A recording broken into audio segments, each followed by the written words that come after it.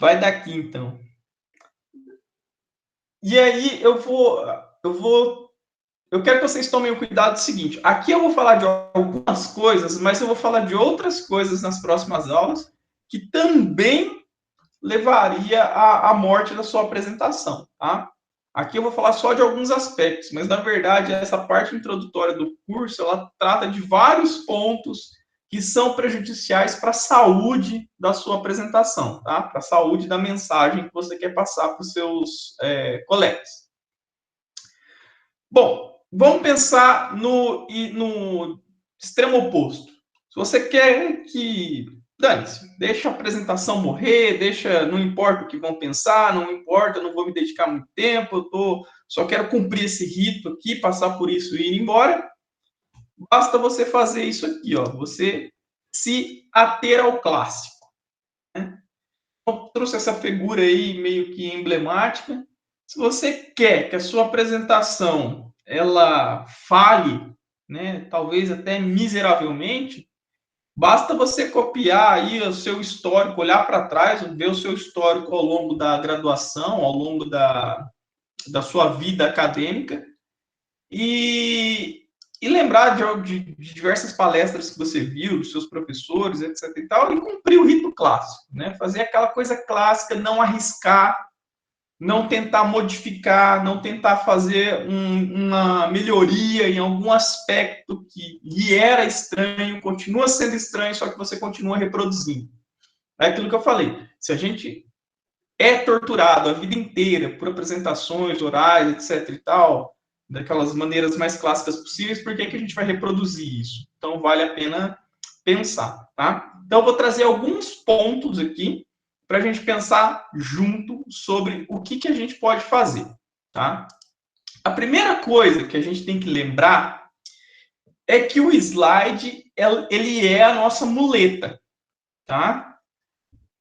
E ele tem muito espaço, às vezes. Dependendo do que você vai falar, dependendo do que você vai abordar, essa tela aqui, ó, ela é imensa. Dá para você colocar um monte de coisa. Eu vou trazer alguns exemplos nas próximas aulas. Mas vamos tentar pensar da seguinte maneira. Veja, eu não consigo abordar mais de um tópico ou mais de um assunto em uma conversa, né? Bom, eu não consigo, né? Acho que a minha esposa consegue. Ela consegue trabalhar duas coisas simultaneamente, falando de duas coisas, né? Para quem conhece o Alemar aí também, né? O Alemar, ele consegue trabalhar dois tópicos simultaneamente e ainda se intrometer num terceiro, se alguém estiver conversando perto, né? Mas o slide, ele é como uma conversa entre duas pessoas, tá? Você não vai trabalhar dois tópicos simultâneos. Oh, agora eu estou falando disso, agora eu estou falando daquilo e tal, e fica fazendo esse jogo de recados, né? Recados de naturezas diferentes. Então, o que a gente tem que pensar na hora de estruturar o nosso slide é pensar que cada mensagem que eu tiver que passar, cada recado que eu tiver que dar, ele vai ser dividido por slides. E aí você quer ver como que você morre por PPT? Você morre por PPT quando você vira, né? Agora eu vou colocar no lugar dos professores, quando você vira para os seus alunos e fala assim, ó, reunião de grupo, moçada, máximo 5 slides, máximo 10 slides. Quando você tenta pegar o conteúdo que a pessoa tem para trabalhar e você tenta sintetizar isso em número de slides. Isso é uma bobeira. Porque o que o cara vai fazer? O cara vai pegar tudo aquilo que ele tem que falar e condensar num slide só. Isso é óbvio. Eu faria isso. Assim, ó, bom, se a regra é regra, né? Vamos seguir a regra. Aí, então, assim, ó, passar template pronto, né? Para pesquisador, para aluno, para o pessoal do grupo, estipulando um número máximo de slides, isso é bobeira. E aí depois eu vou discutir mais alguns aspectos que reforçam esse argumento que eu estou passando para vocês. Só para a gente ter uma ideia do que eu estou falando, vou pegar um exemplo aqui bastante genérico. Eu achei um texto qualquer e eu joguei no slide. Esse é um slide padrão. É um slide que você vai encontrar numa apresentação de TCC, que você vai encontrar numa apresentação de tese, dissertação, um congresso, qualquer coisa desse tipo. E aí eu mudei aqui, ó, os marcadores, só para ver que ele está falando de coisas diferentes. Nesse slide, veja só, se eu pensar que eu tenho que ocupar a área do slide, se eu tenho que ocupar toda a minha folha, eu posso colocar todo esse texto aí. E se você falar que eu estou limitado a um determinado número de slides, é isso que eu vou fazer, é isso que eu vou te entregar. E aqui eu tenho 3 assuntos diferentes no mesmo slide, que eles estão, de certa forma, conectados, tá? Mas aí é uma história, ele vai se desenvolver. Eu vou sair do assunto 1, vou para o assunto 2, vou para o assunto 3. Só que a maneira de fazer isso, eu não preciso sobrecarregar o meu slide para fazer isso. Eu posso simplesmente pegar essa estrutura que está aqui, ó. Então tá, no primeiro recado eu estou lá falando de nanos compostos, que eles podem ser utilizados matriz polimérica, cerâmica, para transportar, como transportadores nanométricos para tecido, herbicida e lá, fertilizante, entrega controlada, e aí eu falo do fertilizante NPK e tal. Então, eu estou falando alguma coisa sobre compostos, nanomateriais para entrega controlada e tal, tá? Então, são 3 recados diferentes, né? O que é o meu composto, o que é o meu nanomaterial, para que ele é utilizado, como que ele é utilizado e o que eu tenho que colocar nele, qual que é o princípio ativo que tem que ir dentro desse sujeito, que é interessante para eu introduzir lá. São 3 coisas. Basta eu pegar e fazer isso aqui, ó. No primeiro slide, eu falo que são os meus nanocompósitos, defino essas coisas todas que eu preciso definir inicialmente. Depois eu mudo de assunto. Eu vou falar da entrega controlada, de como que esses materiais podem ser utilizados para entregar fertilizante, pesticida, etc e tal, quais são os parâmetros que eu tenho que estudar, etc e tal. E aí eu falo efetivamente qual é o material que eu estou interessado em entregar, qual é o material que eu estou interessado em utilizar nesses meus nanocompostos para entrega controlada. Então, você se ater a esse primeiro parâmetro de que cada slide seu vai trazer uma mensagem específica, é o primeiro passo para você construir, tá, uma arte, construir um material que ele seja minimamente acessível ao seu público. E aí, daqui a pouquinho, eu vou dar um outro exemplo do porquê que isso acontece, porquê que isso é necessário. Tá? O segundo ponto que eu quero chamar a atenção é que em uma apresentação oral, 1 mais 1 vai ser igual a 0. Se você tiver um texto ou uma imagem e você adicionar a sua fala sobre isso, você vai levar recado nenhum. Tá? É basicamente isso que o público vai ter como resultado. Você soma aquele slide inicial meu com uma imagem ou um texto, adiciona a fala sobre, é 0. O resultado final é 0. Quer ver um exemplo? Aqui, ó. Opa, coloquei efeito, só para complicar. Eu tenho um texto, tá? Eu tenho uma figura do cientista e eu posso fazer um discurso em cima disso. Olha, pessoal, hoje na introdução sobre modelos atômicos, nós vamos abordar diferentes aspectos, diferentes modelos que foram desenvolvidos ao longo da história. Eu vou começar falando sobre o modelo de Dalton, que é um modelo de esfera rígida, e esse modelo ele vigorou durante um certo tempo, até que veio outro cientista e propôs outro modelo, etc. e tal. Então, perceba o seguinte, a nossa memória ela é de curto prazo. Eu não consigo prestar atenção em N coisas ao mesmo tempo. Eu não consigo olhar a figura, ler o texto e ficar captando a fala do do apresentador. Essa sobreposição de estímulos, né?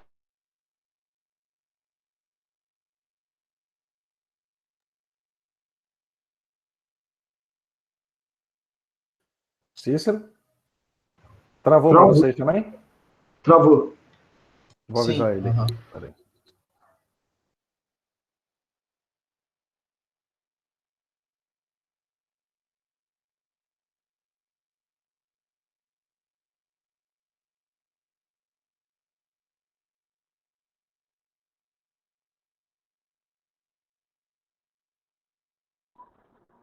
Eu achei que era a minha internet, mas aqui já estava travando fazia 1 hora. Não, só travou agora mesmo, professor. Provavelmente é as duas coisas, porque eu não estava travando, caiu de uma vez. Foi só agora mesmo. Vai voltar. Ah, beleza, pessoal. Obrigado.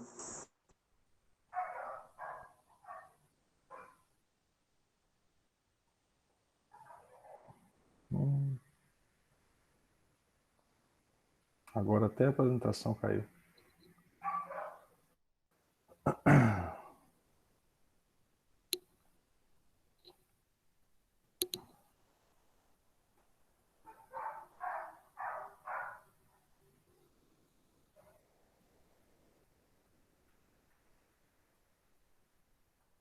O microfone está mutado, professor. Voltei. A pergunta é aonde eu parei? Memória de curto prazo, professor. Nossa, tava quase terminando a aula. Você perdeu a internet ou foi alguma outra Giuseppe, coisa?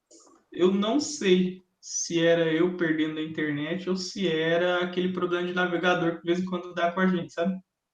Semana passada, durante a minha aula, em 2 slides que tinham um vídeo, aconteceu a mesma coisa. Não, mas Eu aquele fui tem que- desconectado.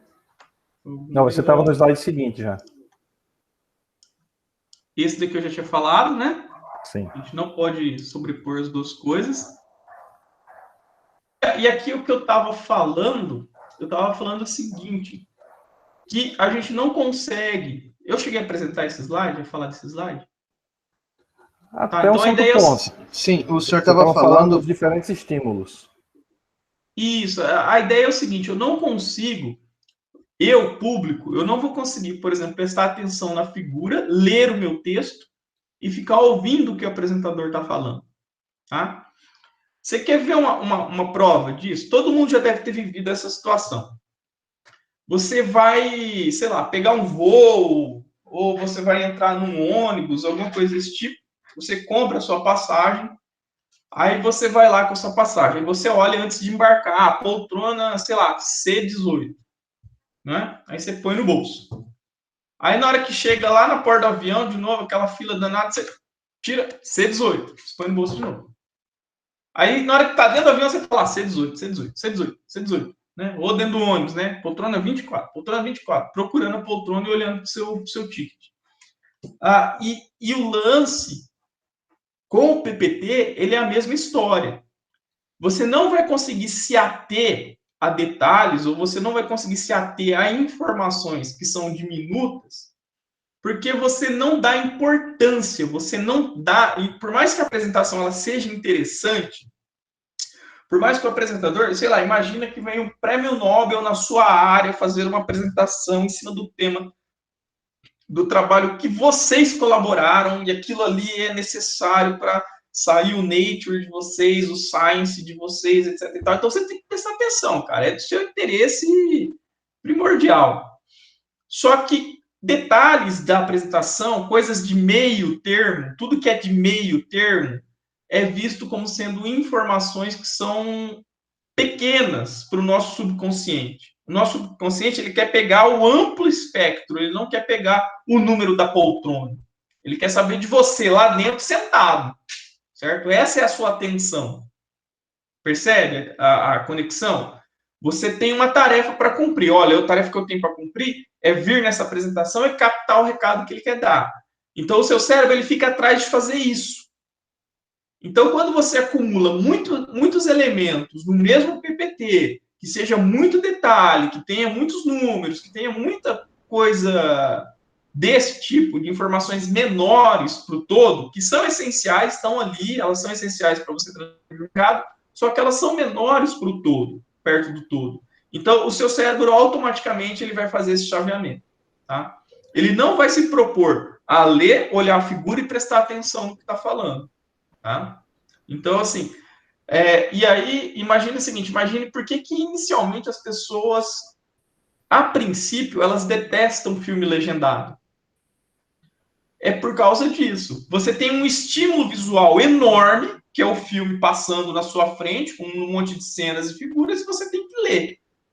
Se você não tem uma leitura muito hábil, aquilo ali lhe custa um certo esforço. Você termina o filme, às vezes, até cansado.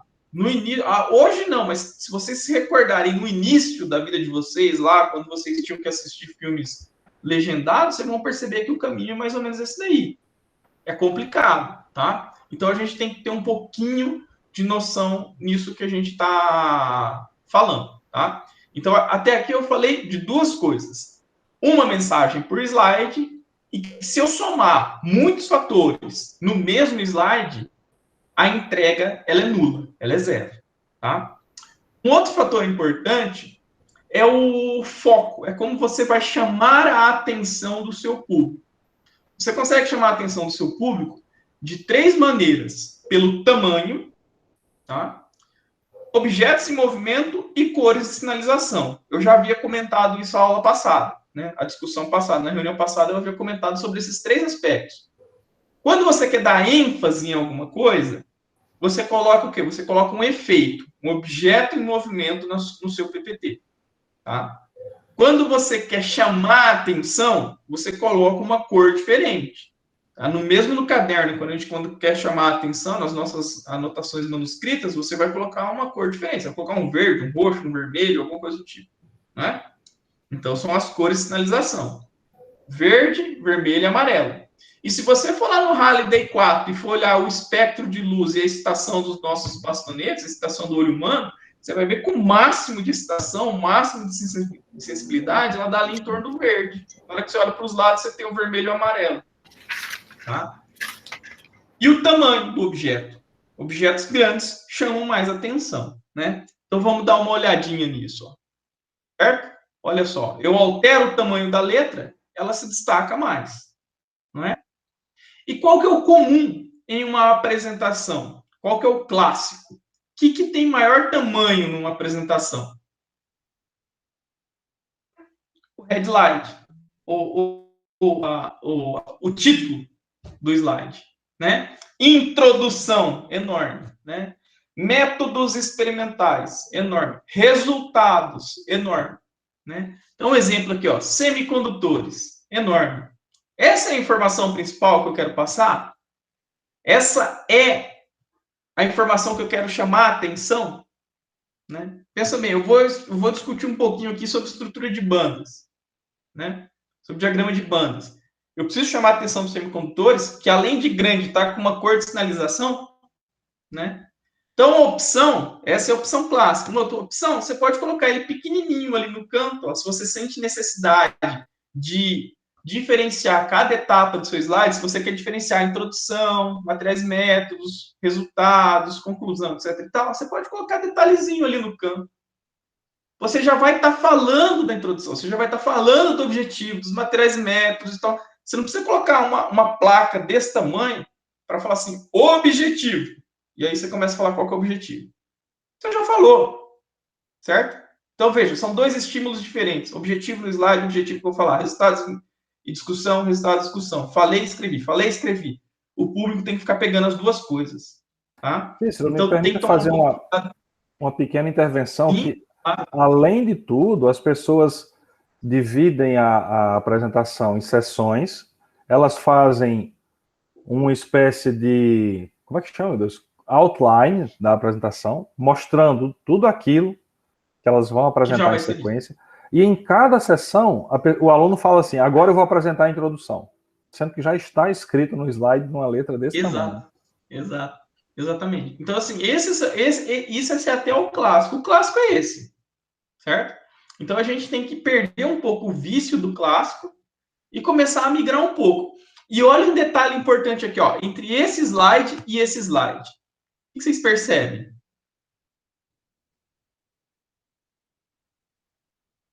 Não estou só reduzindo o meu título. Eu estou amplificando a informação que eu quero que apareça. Olha o tamanho desse diagrama de bandas, olha o tamanho desse diagrama de bandas. Olha isso aqui. Não chama muito mais atenção?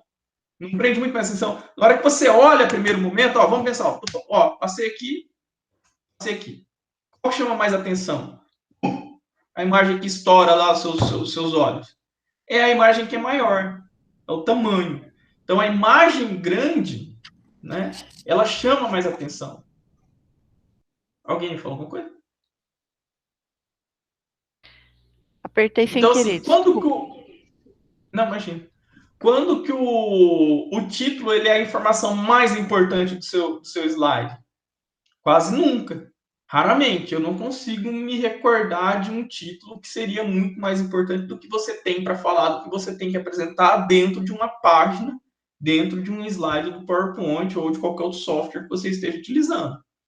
Então, títulos, pequenininho, discretinho, ali no canto, sem cores de sinalização, não precisava nem estar em vermelho esses semicondutores, tá? Ele poderia estar um pouquinho mais discreto. Quer ver um outro exemplo? Aqui, ó. O que aparece primeiro? Qual que chamou mais atenção? O grandão. O grandão, né? Tô falando a mesma coisa, de maneiras diferentes, né? De tamanhos diferentes. Na hora que o seu olho bate, você vai direto no Eu Te Amo aqui, ó. Aqui embaixo, não é? Agora, você quer ver um outro negócio? Deixa eu pegar aqui. Vamos fazer um experimento. Eu venho aqui, ó, eu coloco isso aqui e faço aqui, ó. Aqui, pessoal, ó. Tá vendo, ó? Tá vendo? Tá vendo? Tá vendo? Você começa, o seu olho, ele vai para o objeto que é uma cor de sinalização e está em movimento. Então, eu tenho um objeto grandão aqui, mas eu tenho um trem chamando atenção aqui nesse ponto aqui, tá? Então, uma outra coisa que é muito chata de fazer é o cara nervoso fazendo uma apresentação, porque ele fica fazendo isso aqui, ó, e usando o laser, né? O cara tá nervoso, ele não consegue segurar a caneta laser, ele tenta segurar com as duas mãos e ele tá lá, né? E aí você fica igual o gato. Você fica atrás do laser. Fala, o que será que ele tá apontando agora, né? Beleza, é uma figura só e o laser tá tremendo ali no meio. Você não tá vendo a figura, você tá vendo a caraca do laser. Você tá vendo um objeto vermelho andando pela tela. E às vezes, sei lá, imagina um gráfico, né? Vamos pegar nossa banda aqui. Eu tenho aqui a nossa banda e eu fico mexendo nesse trem aqui. Você não vai prestar atenção nos detalhes do desenho, né? Ou do ainda texto. tem o seguinte, vai ficar olhando pro... Quanto mais nervoso o apresentador, mais ele tende a mexer com o laser para que ninguém perceba que a mão dele está tremendo. Exatamente. Porque se ele parar o laser aqui, ó, olha só como que eu sou Jedi. Meu laser fica paradinho, ó, eu não tô nervoso. Percebe? Mas aí quando o cara, ele é muito novato, né, tá iniciando, ó, porque o meu laser tá parado. Não tô com a mão. Mas aí, quando o cara tá segurando aquela caneta laser, aquilo ali denuncia o sujeito, né? O cara tá lá. Então, assim, recomendação, não usem laser. Não usem. Existem outras maneiras de destacar o que você quer mostrar sem precisar um apontador laser. Como, professor? Eu dei um exemplo aqui, ó. Olha aqui, ó. Destaquei, não destaquei? Se eu quisesse apontar para essa palavra, bastava eu fazer isso aqui, ó. Tá? Ou eu venho e introduzo uma seta. Coloco uma seta lá, aparece um círculo vermelho no ponto que eu quero. Então, assim, existem inúmeros recursos dentro do próprio software que te liberam da obrigação de você segurar um laser e fazer essa sacanagem do gatinho ficar correndo atrás da luz vermelha, tá? E aí você pode segurar outra coisa, segura sua garrafa d'água, uma caneta, qualquer coisa, eu preciso colocar minha mão em algum lugar. E aí tem um outro detalhe que é importante, é aquilo que eu disse, infelizmente a gente está numa situação online, não dá para ver, mas existe um outro aspecto muito relevante que é a linguagem corporal, é o uso que você faz das suas mãos, né? Então não dá para você ficar parado na frente de uma plateia com a mão no bolso, segurando uma caneta com as duas mãos, um laser com as duas mãos, entendeu? Então, assim, tem vários aspectos. Você vai começar a conversar com o seu público através de gestos, né? Então, quando você quer dar ênfase em alguma coisa, o comportamento aumentou, depois diminuiu. Você vai explicar isso gesticulando, certo? Então, a alta do preço, né? A baixa do mercado é grande e não sei o que lá. Você vai fazer gestos, você vai se comunicar corporalmente com o seu público, tá? Então, solta a caneta laser e usa outro recurso mais fácil, mais didático, para você poder ter liberdade de se expressar, né? Então, assim, a expressão corporal vai ser um elemento importante também da sua apresentação. E olha o que a gente está fazendo aqui. Nós estamos fugindo do clássico, estamos abandonando aquele comportamento clássico da pessoa ficar sentada, né? Ou da pessoa ficar estática, em pé, lá na frente, né? Segurando um apontador, etc e tal. Então, você consegue agora olhar para a sua plateia, gesticular para a sua plateia, apontar para os slides, fazer Qualquer dancinha que você quiser fazer lá na frente, lá é bem-vinda, menos usar o modo tradicional de PPT, tá? Cores de sinalização, olha só.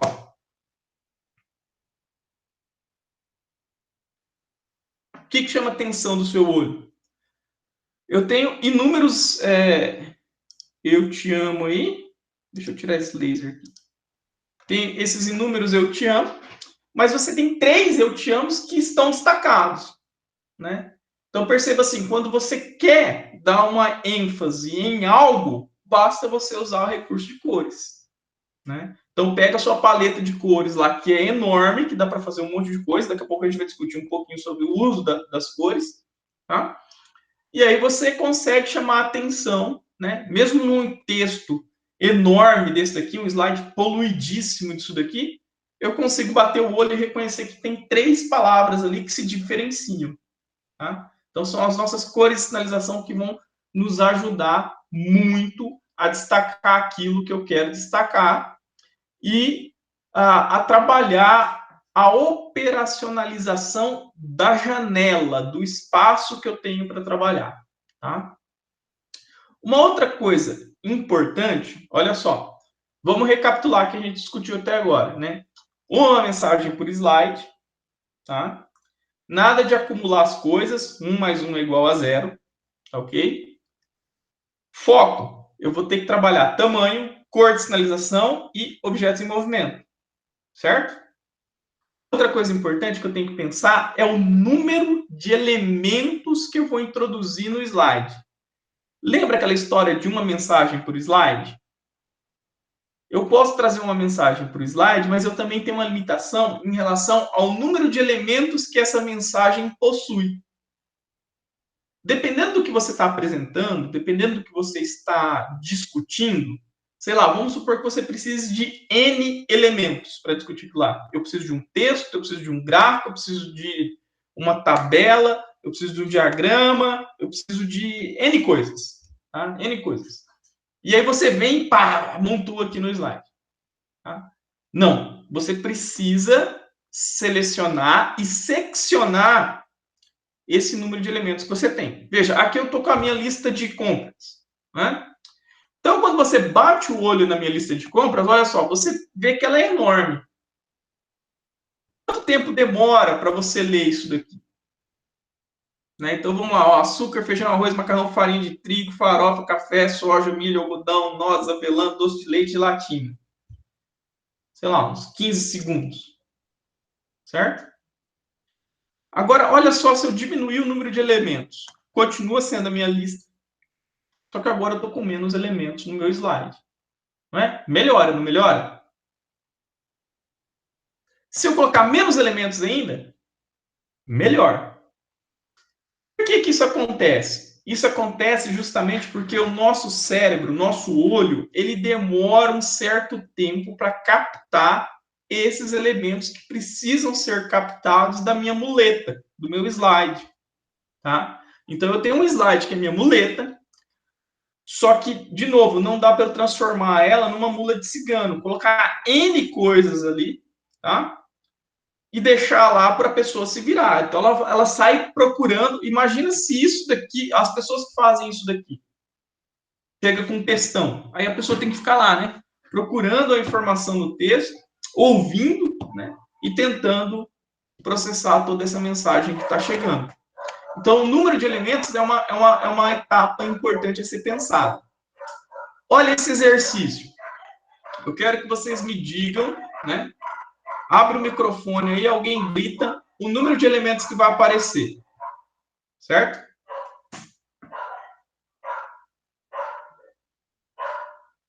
Dez. 10. Maravilha. Agora, olha só. 9. Olha só. 8. Olha só. 7. Olha só. Olha só. Olha só. Percebe que no primeiro slide, quando eu tinha 10 elementos, para eu bater o olho e contar, eu tive que bater o olho e contar quantas bolinhas tinha. Certo? A partir de um certo momento, você percebe que fica mais natural, bato o olho e automaticamente eu já... O número necessariamente pode não vir na minha cabeça, mas eu consigo reconhecer cada elemento daquele isoladamente. Eu não transformo isso numa massa só. Isso aqui, ó, é uma massa só. Aí eu tenho que tentar distinguir elemento por elemento. Quando eu venho para uma situação dessa daqui, que seria um outro extremo, eu já bato o olho e já vejo que são 4 elementos, né? Então, quando eu vou colocar no meu slide, né, informações a respeito do meu trabalho, eu tenho que considerar o número de elementos que eu vou pôr. Para isso, existe um número mágico. 6. 6 elementos, nem mais que isso, nem menos que isso, é o número ideal que existe para você colocar no seu slide. Tá? Não dá para reconhecer muito mais que isso, e muito menos que isso, você estaria subaproveitando o espaço que você tem para você distinguir as coisas. Tá? 6 elementos aqui não significa que eu tenho que colocar 6 frases, 6 palavras, 6 figuras. Depois a gente vai discutir o que constitui um elemento. Tá? Mas fique em mente esse número aqui. Tá? Fala, Luiz. Opa. Professor, mas e, por exemplo, se eu tenho um gráfico ou alguma coisa do tipo que já é sobrecarregado de informações? Boa. Uma figura que já é carregada. A figura, em tese, ela é um elemento só. Mas o modo como você vai explorar ela, aí teria que dar uma analisada. Porque, de repente, você quer chamar a atenção. Se ela é carregada a ponto de ter um discurso inteiro em cima, de repente você consegue seccionar ela e pensar ela em termos de partes, né? Não sei, teria que dar uma pensada, tá? Luiz, você está inscrito em redação de textos científicos? Oi? Não. É, porque lá eu discuto essa questão. Provavelmente aí você tem um problema que é anterior ao slide. Se você tem uma figura com muitos elementos, é que ou você ou quem idealizou aquela figura também não levou em consideração isso.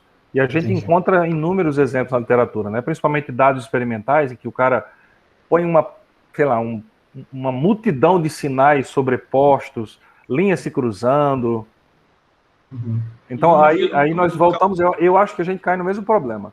Você está usando um elemento visual que foi mal pensado, mal dimensionado. Mal produzido, né? Então, o ideal seria optar por, como que eu vou dizer, tipo, tirar essa sobrecarga da figura, né? Isso. Optar por uma figura que seja mais simples e às vezes 2, se precisar, ou 3. Né? Exato. Tá. Obrigado. Fala, Juninho, você ia falar alguma coisa? Então, seria fazer a produção de um gráfico específico para apresentação, com menos, se encaixasse nesses 6 elementos aí?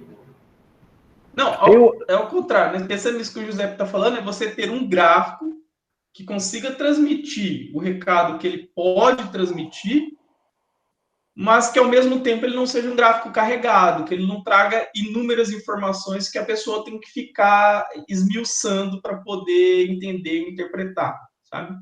Não sei se vocês já viram na literatura, que às vezes a pessoa ela pega um gráfico, joga em 7 outro gráfico, e joga mais uma microscopia, joga mais umas setas, uns negócios e tal. Esse tipo de coisa, né? Que a gente tem que lembrar que a comunicação científica, e aí uma figura vai falar muito, ela vai representar muito sobre isso, ela tem que ser sucinta, ela tem que ser pragmática, ela tem que ser direta, não dá para ficar com muito rodeio, né? Então, assim, primeiro, a seleção daquilo que você realmente quer mostrar no seu texto, na sua apresentação, já começa por aí, né? O que é o resultado essencial que eu preciso mostrar? Às vezes a pessoa ela está fazendo um tipo de estudo, ela tem lá 1 zilhão de caracterização, 1 zilhão de figuras, etc. e tal, e ela quer pôr tudo, né, para valorizar o trabalho. Mas o que valoriza o trabalho não é o volume de resultados, né? Faz tempo que as bancas já deixaram de usar paquímetro e balança na defesa, né? Eles estão usando agora mais olhando para o conteúdo mesmo do material que é produzido, né? Pode complementar aí, José? Não, é basicamente isso, assim, independente você falou na aula passada que são mídias diferentes, são objetivos diferentes, uma TED, uma dissertação e uma apresentação no PowerPoint. Mas a figura, mesmo em texto, mesmo no artigo científico, ela tem que ser pensada de forma que, de novo, o leitor não gaste muito tempo com aquilo. Na medida do possível, eu sei que a gente trabalha com ciências que envolvem uma complexidade de conceitos, mas uma figura tem que ser mais ou menos como uma placa de trânsito, pelo menos no sentido da mensagem que ela quer passar. Uma placa de trânsito é um elemento visual que você passa por ele rapidamente e mesmo assim você captura a mensagem, que pode inclusive definir se você vai atropelar alguém ou vai se expor ao perigo. Então é uma mensagem importante, mas ela tem que ser reconhecida de imediato. Lembrem-se que em qualquer trabalho científico, o leitor, para que ele concorde com as nossas conclusões, ele tem que entender os nossos resultados. Então, também é um exercício de criatividade a gente pensar na figura o mais visualmente simples possível, de forma que a informação, o cara consiga entender a figura basicamente com a legenda, sem ter que ficar fazendo muita conta e vendo, não, será que é isso mesmo? Sabe? Ele tem que entender no ato. Então, aí voltando à questão que o Luiz levantou, aí tem um problema de figura, né? Já tem um problema que é pré-existente ao próprio slide. Uma dica que eu dou a vocês é olhar muito para graphical abstract dos artigos bons, de revistas boas. Você vai ver que tem produção de GAs que são muito bons e GAs que são assim, terríveis, cara, terríveis. Então, em geral, os GAs que são bons, eles têm poucos elementos e ainda assim eles passam a mensagem do que o trabalho tá trazendo, né? Às vezes os autores eles não têm tanto capricho em na produção das imagens, das figuras, dos resultados, mas no GA, em geral, eles fazem um trabalho bem bacana, né? Então, deem uma olhada, prestem atenção nisso, quando vocês forem na literatura, olhar as referências de vocês. Fala, Thalitinha. Minha dúvida é o seguinte: e se a gente construir da seguinte forma? A gente for colocando figuras separadas que se interligam e no final fazer uma conclusão com a figura interligada. Isso teria algum problema, professor? Sim, pode. É um aspecto que eu estava discutindo agora. Você meio que vai de conta com aquele aspecto que a gente estava discutindo, de uma mensagem por slide, né? Imagina que você tem uma figura muito complexa e você secciona ela e aí você vai construindo o discurso. Daria também. Tá bom, então. Obrigada. Beleza. Bom, então, com 6 elementos, olha como ficaria a minha lista, né? E aqui eu quero chamar a atenção num seguinte aspecto. Eu estou com 6 elementos no meu PPT e note que eu não ocupo todo o espaço, né? Eu tenho muito espaço vago. E um detalhe que talvez as pessoas não se atentem a isso, não se atentam tanto a isso, é que isso não é pecado, tá? Não tem problema eu ter espaço vago no meu PPT. O problema maior que existe é eu ocupar o espaço do meu PPT sem critério, tá? Então, agora eu vou entrar numa outra seara, tá? Que é o seguinte, que é a respeito da diagramação, tá? Como que eu vou organizar as coisas dentro da minha folha, dentro do meu slide, de forma que eu consiga explorar todos aqueles elementos que a gente discutiu até aqui, mas só que de uma maneira que tenha um critério, que tenha uma certa regra, tá? E aí, na diagramação, vale um princípio que a gente chama de princípio da proximidade, tá? O que isso quer dizer? Isso quer dizer que tudo aquilo que for interrelacionado, tudo aquilo que tem uma relação direta, eles têm que estar próximos, tá? E, em geral, esses elementos próximos, eles vão descrever aquele meu um elemento dos 6 que eu posso colocar no meu PPT. Tá? Então, se eu voltar aqui, eu posso pensar nesse slide como sendo 6 elementos ou 2 elementos. Tá? Eu teria um conjunto aqui à esquerda e um conjunto aqui à direita. Tá? E aí eu vou mostrar mais alguns exemplos agora.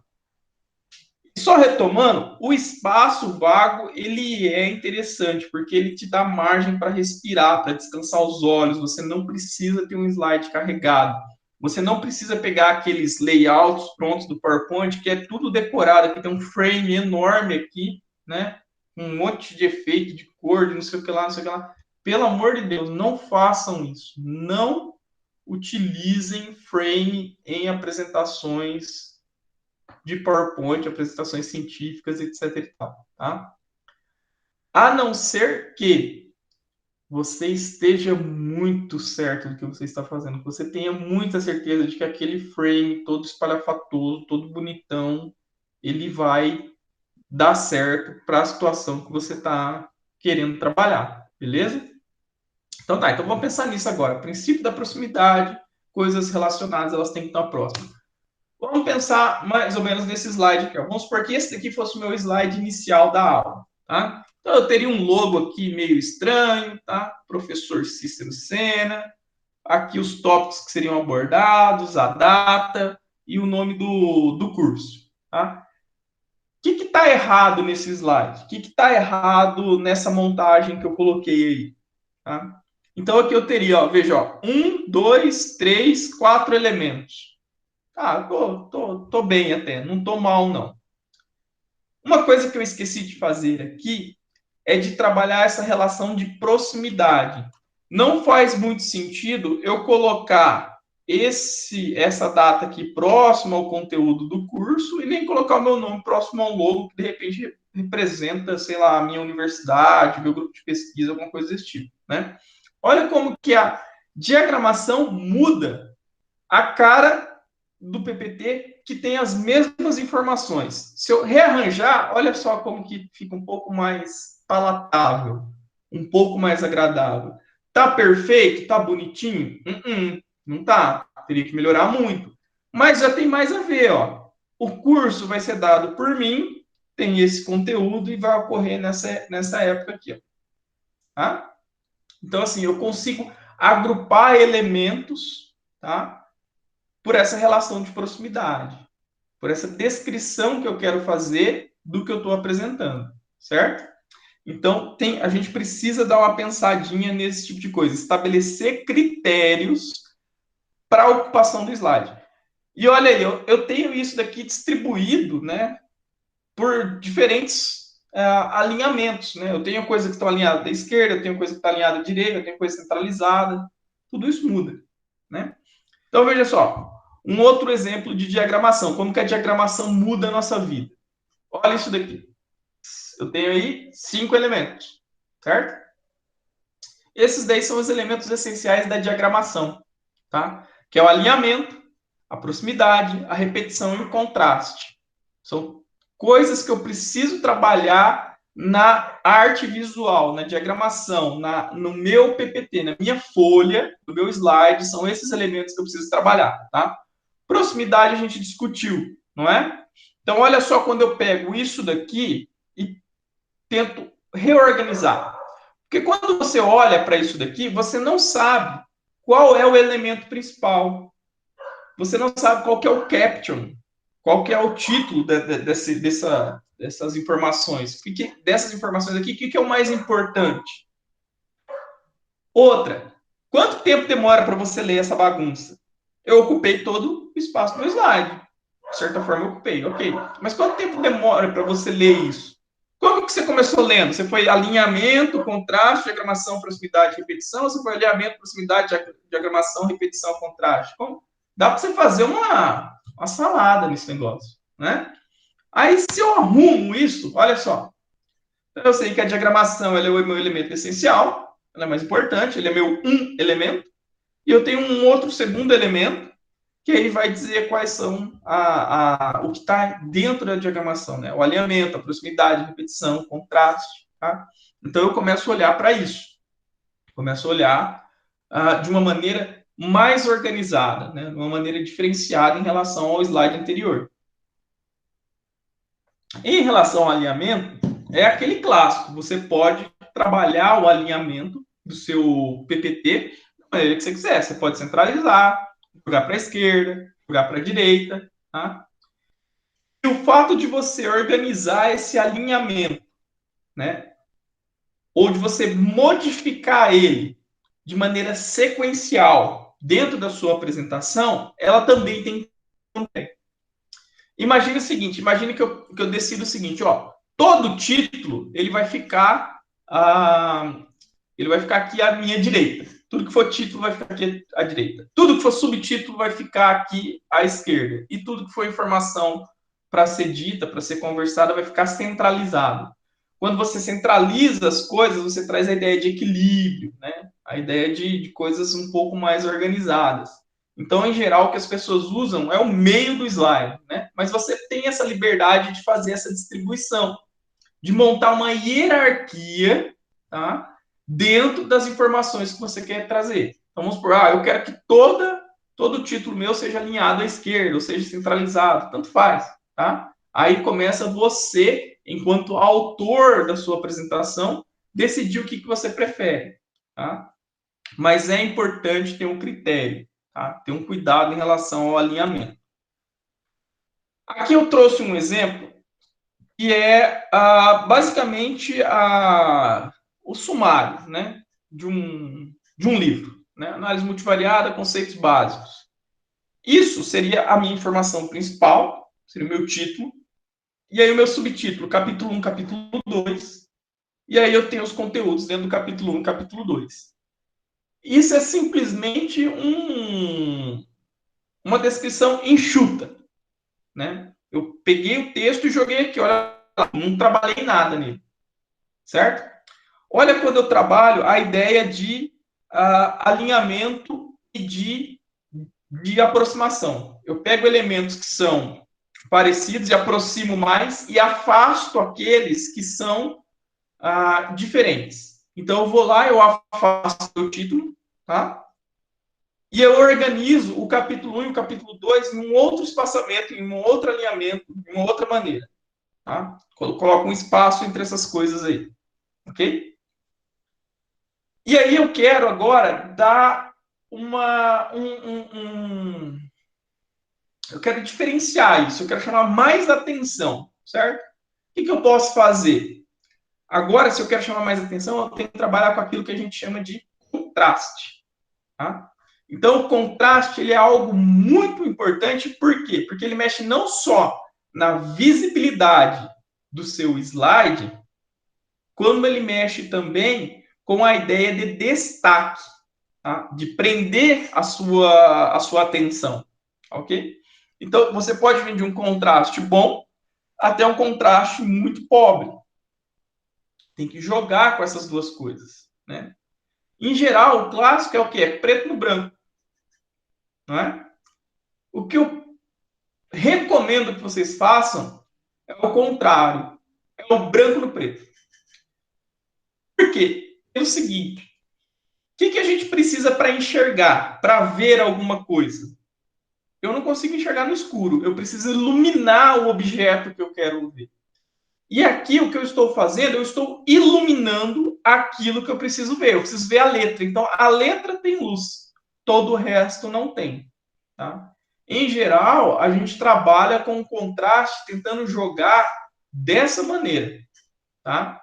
Eu coloco luz, eu coloco destaque, eu coloco uma luz que excita mais os meus olhos, verde, amarelo, vermelho, onde eu quero destacar, e tiro de todo o resto. É por isso que eu falei para vocês. Se vocês forem olhar para o lado clássico, o que as pessoas fazem? Slide branco com letras pretas. Imagine você 2 horas de aula com uma luz acesa na tua cara, que é um slide branco, né? Cheio de texto. Por maior que seja a fonte, etc e tal, né? Vai chegar uma hora que você vai sair dali, parece que você estava nadando numa piscina que acabou de ser tratada com cloro. né? O olho ardendo. Por quê? Começa a cansar as vistas, né? Quando você faz isso daqui, o seu olho ele dá uma descansada. Ele só precisa enxergar aquilo que você precisa realmente ver. E tem um outro detalhe importante. Em geral, quando você vai fazer uma apresentação, a luz da sala, onde está ocorrendo a apresentação, ela é diminuída. O cara não vai apresentar um PPT para você debaixo do sol do meio-dia, né? Ele vai para uma sombra, ele vai para um cantinho mais escuro. Quando você acende o PPT, quando você faz isso aqui, ó, percebe? Ó, até eu apareço melhor na tela, ó, tá vendo? Ó, olha pro meu rosto. Não é? Na hora que você acende esse PPT, imagina 2 horas disso daqui na sua cara, né? Aí depois o professor fala, pô, por que vocês estão sentando aí no fundo, né? Eu não quero ficar cego, meu filho.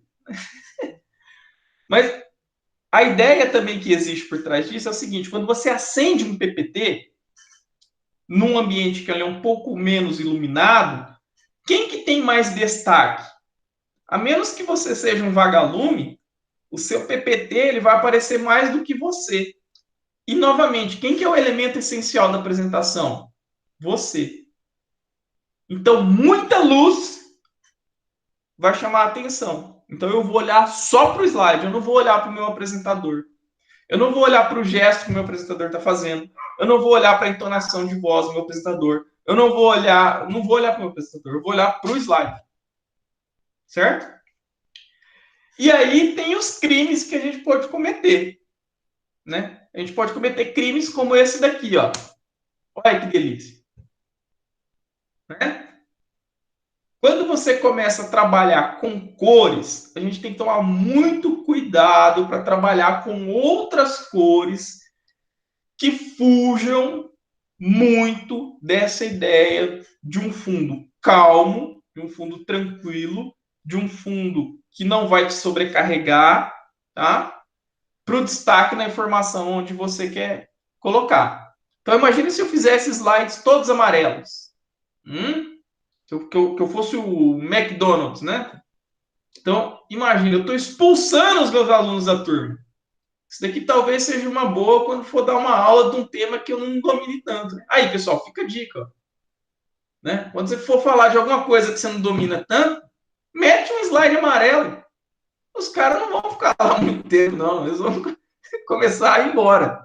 Né? E isso vale para qualquer outra cor de sinalização. Você usar o vermelho, tá? Começa a irritar, começa a dar dor de cabeça. O verde, tá? E aí eu posso falar assim, não, vou apelar, vou usar um roxo, vou usar um marrom, né? Não é bacana, tá?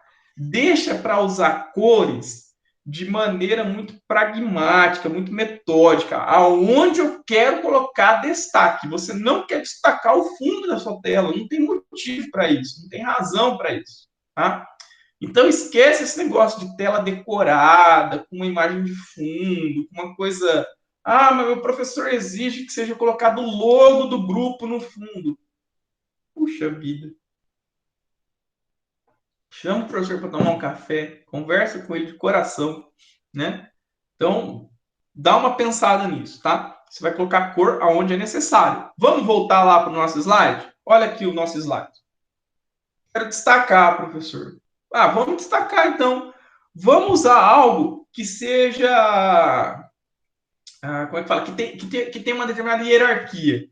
Vamos colocar, por exemplo, de negrito, olha lá, capítulo 1 e capítulo 2, eles são subtítulos.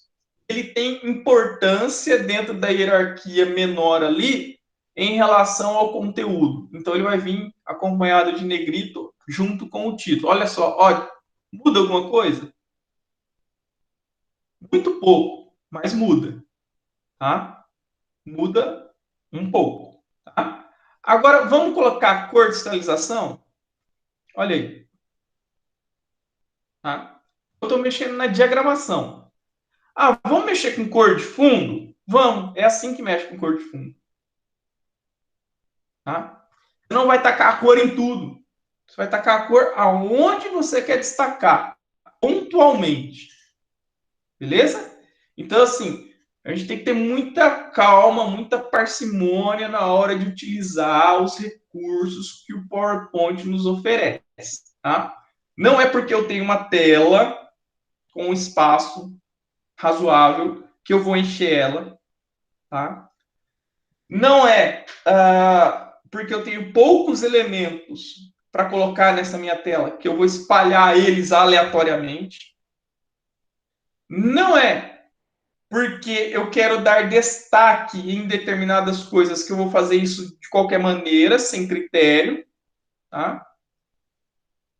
E, principalmente, não é porque eu não tenho um design bom, uma ideia boa de início para montar o meu slide, que eu vou me prender a fazer aquilo que eu sempre faço, para fazer o clássico, para fazer aquilo que eu sei que não vai dar BO, tá?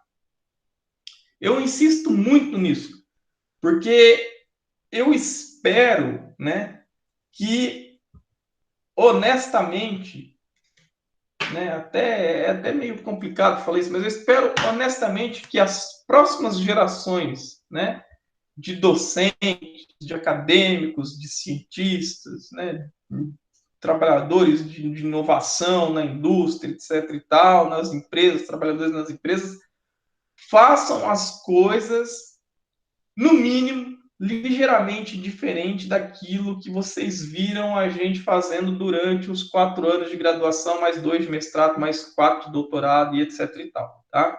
Então, pensem muito com carinho nessas coisas que a gente está discutindo aqui.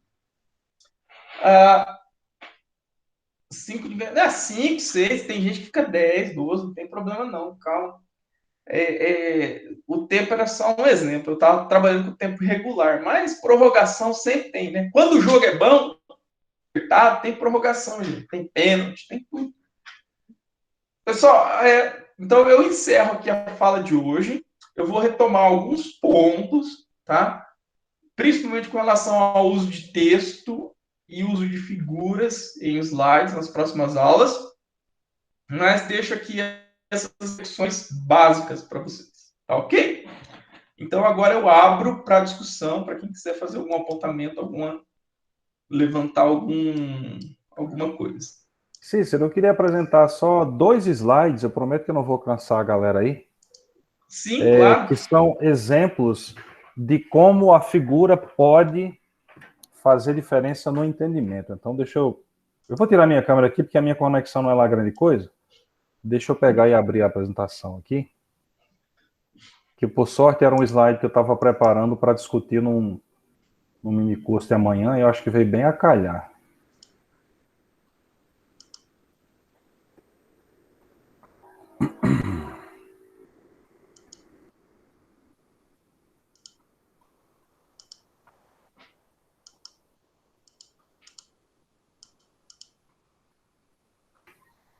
Professor, enquanto você conecta aí, deixa eu perguntar aqui. Eu sei que está um pouco fora, mas é porque eu estou precisando. No PowerPoint, a caneta, onde que a gente encontra a caneta do PowerPoint? Que eu não estou achando. O Giuseppe vai comprar. A tela do Giuseppe apareceu já, né? Acho que se você vier com o botão da direita aqui, no meu aparece aqui, tem opções de ponteiro, ó. Aí você escolhe. Tá. Deixa eu ver. Bom, obrigada, tá aparecendo gente. nada, tá aparecendo um slide branco para vocês, né? Uhum. Olha esse exemplo aqui. Isso aqui é um exemplo real de um aluno que veio apresentar um dado para a Janete, do nosso grupo.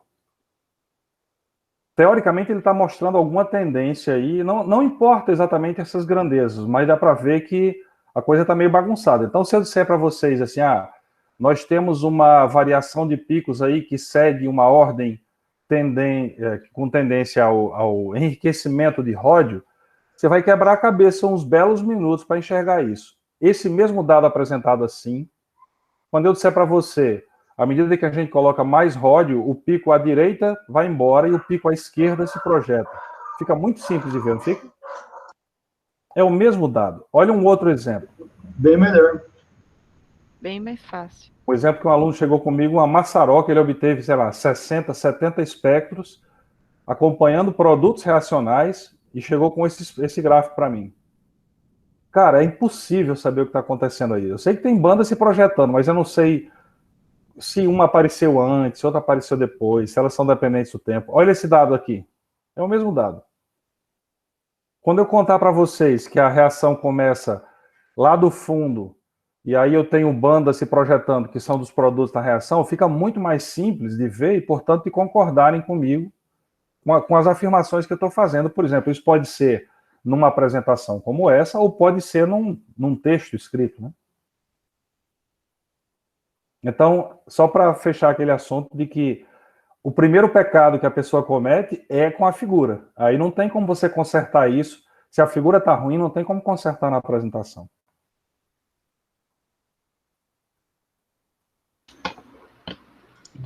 Maravilha. Pessoal, Luiz. mais o Luiz. Não, é só para agradecer, porque fica bem mais claro, assim, a ideia do gráfico, da figura sobrecarregada é justamente o que o senhor falou ali. Você consegue separar em mais figuras, né, ou figuras melhor desenhadas para... Porque o que eu aprendi é que as figuras, normalmente, elas, nos artigos, nas apresentações, elas são meio que o seu carro-chefe, né, você consegue tirar muita coisa, mostrar muita coisa com as figuras que você escolhe, né? Elas condensam a informação, né? E às vezes, assim, por exemplo, aquele primeiro exemplo, eu nem comentei, mas veja que aparentemente a segunda figura está até mais complexa, né? Mas como um dos eixos da figura é comum, nada impede de você fazer uma figura na forma de uma torrezinha, né? Que é um único elemento, em vez de você ter que ficar procurando as curvas dentro de um quadrado. É sempre um processo criativo, né?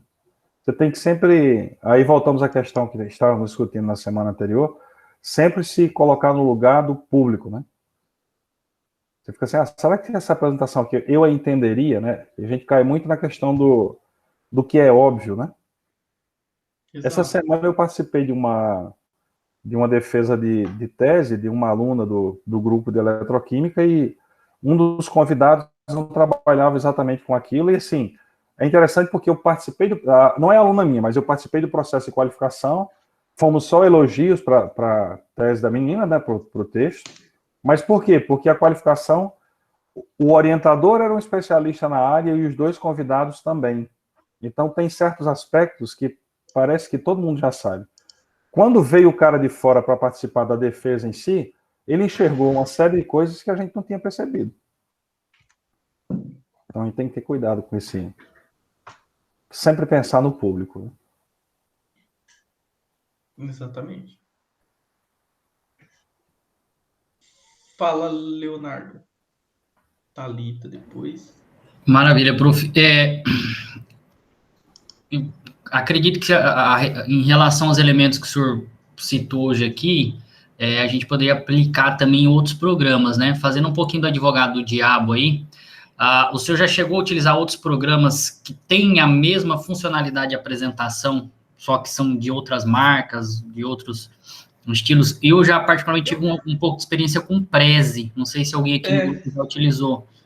O senhor utilizou? Ainda tá... Deixa eu parar de gravar, peraí.